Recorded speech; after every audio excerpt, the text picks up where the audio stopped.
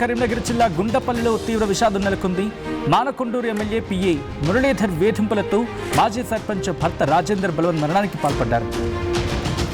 తీవ్ర గాయాలతో హాస్పిటల్లో చికిత్స పొందుతూ మరణించారు.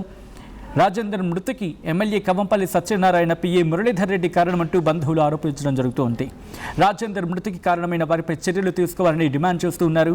గుండపల్లికి చెందిన మాజీ సర్పంచ్ భర్త Rajender Reddy cement bricks company నడుపుతున్న రాజేందర్ రెడ్డికి సంబంధించి ఈ అంశం మాట్లాడుకుంటున్నారు.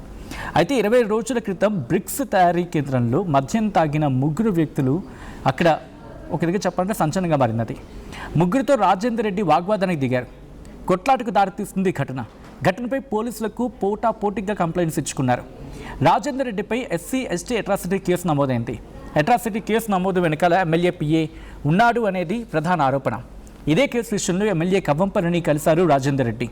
ఎమ్మెల్యే పట్టించుకోకపోవడంతో రాజేందర్ రెడ్డి తీవ్ర మనస్తాపానికి గురయ్యారు. మానకొండూరు ఎమ్మెల్యే క్యాంపు ఆఫీస్ ముందు పెట్రోల్ పోసుకొని నిప్పంటించుకున్నారు రాజేందర్ రెడ్డి.